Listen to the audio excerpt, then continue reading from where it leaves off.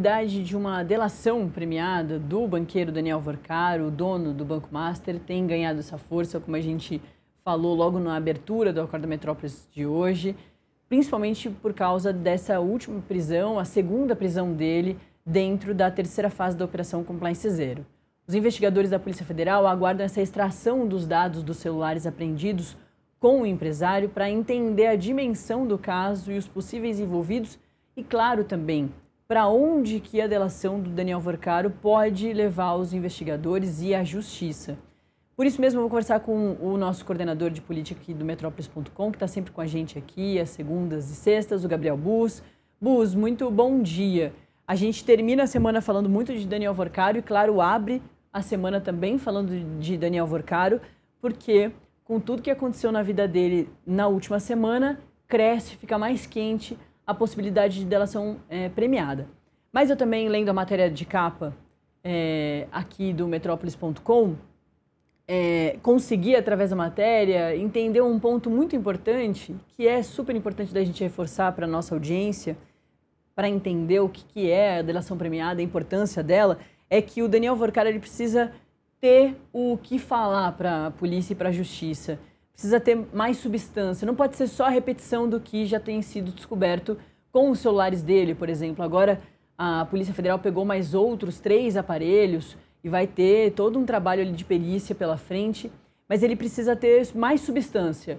E muitas vezes ter que entregar alguém maior que ele em todo esse organograma do crime ou dos crimes relacionados ao Banco Master, para ser interessante, não só para ele a delação premiada, né? Mas também para a justiça e para a polícia, né? Bom dia.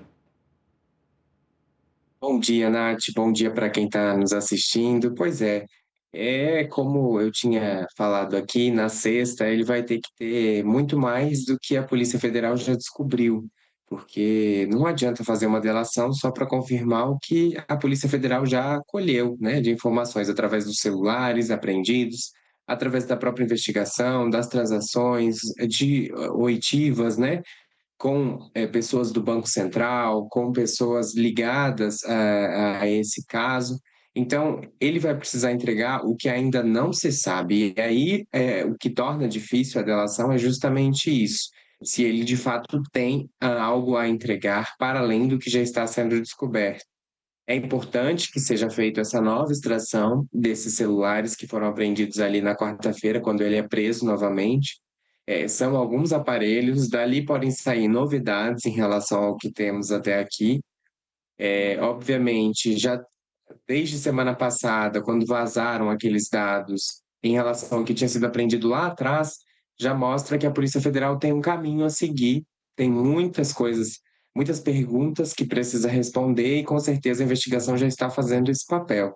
Agora, com esses novos celulares, podem surgir novos elementos, novos personagens, e é isso que a Polícia Federal precisa descobrir antes de aceitar qualquer tipo de combinado sobre delação que venha a ser proposto ali pela defesa do banqueiro. E ele, óbvio, Nath, está pressionado, porque como o Metrópolis também mostrou, e a gente vem falando aqui, a cela em que ele se encontra é pequena, é restrita, é muito diferente da que está, por exemplo, o ex-presidente Jair Bolsonaro, que é uma cela grande, ampla. A cela de Worcaro é minúscula, se a gente pode dizer assim. Então, obviamente, nesse contexto, uma pessoa que, né, vivia do luxo, a gente tem mostrado reportagens de tudo que ele fazia, e agora ele está numa cela de 6 metros, isso tudo pressiona, claro, para ele falar. Importante, porque esse deslocamento, né, a transferência do Daniel Worcaro, dessas diversas prisões que ele passou lá por São Paulo, né, a Superintendência da Polícia Federal, depois o CDP de Guarulhos, depois Potim, no interior de São Paulo, e aí ele chega aqui, ele foi transferido justamente porque é um preso de alta periculosidade, tem um discurso muito bom, conversa com todo mundo, e também, claro, para garantir a segurança dele, né? Justamente por ele ser uma pessoa muito influente e, imagina, fazendo uma delação premiada, ele vai entregar muita gente poderosa. Então, a segurança dele precisa ser totalmente garantida.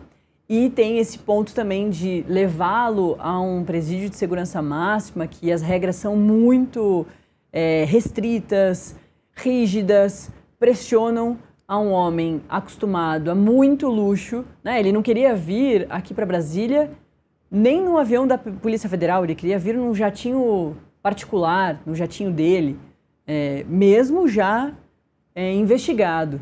Então, é realmente um ponto que deve dificultar a vida do Daniel Vorcaro aí nos próximos dias. O Bus, o Paulo Capelli publicou uma matéria durante essa madrugada na coluna dele, que acho que é bastante interessante da gente também saber um pouco mais elementos sobre quem é esse homem, o Daniel Vorcaro, que está sendo investigado como um chefe de um grupo criminoso com uma capilaridade gigante. O fio puxado do novelo começa no mercado financeiro e a gente já chegou a vários lugares. O Capelli dá o seguinte em Metrópolis.com. Daniel Vorcaro usou até equipamento militar para garantir festa secreta. Na tentativa de preservar a identidade de convidados durante as festas que organizava, o Daniel Vorcaro chegou a recorrer a equipamento militar. Aqui é a matéria do Paulo Capelli que eu estou lendo junto com a nossa audiência. Ao organizar festas em sua mansão lá em Trancoso, na Bahia, no litoral sul da Bahia, o Daniel Vorcaro recorria a um bloqueador de drones usado por forças militares. A coluna apurou que o equipamento foi usado em janeiro desse ano, por exemplo, durante... Rapidinho aqui, um detalhe. Daniel Vorcaro foi preso a primeira vez dentro da Compliance Zero em novembro do ano passado. Aí a coluna trouxe que ele usou esse equipamento, essa tática, em janeiro desse ano, durante uma confraternização planejada pelo dono do Banco Master na casa dele, avaliada em 280 milhões de reais lá em Trancoso. O Vorcaro temia que drones controlados por terceiros revelassem quem eram os seus convidados e, por isso, utilizava o aparelho conhecido como jammer. O objetivo do banqueiro era garantir um ambiente reservado no qual os visitantes se sentissem à vontade para falar e agir como quisessem. Já tinha que ter bastante coragem de ir a uma festa do Daniel Vorcaro em janeiro, né? Depois de 2 meses dele ter sido preso e sendo o alvo principal da Polícia Federal. Mesmo assim, o Daniel Vorcaro garantia aí a segurança da imagem dessas pessoas. Nesses eventos, como aponta a Polícia Federal, Vorcaro costumava receber autoridades e parceiros de negócios. Ele corriqueiramente contratava modelos, muitas delas de fora do Brasil e sem familiaridade com a língua portuguesa e com os rostos de quem estava ali, dos convidados.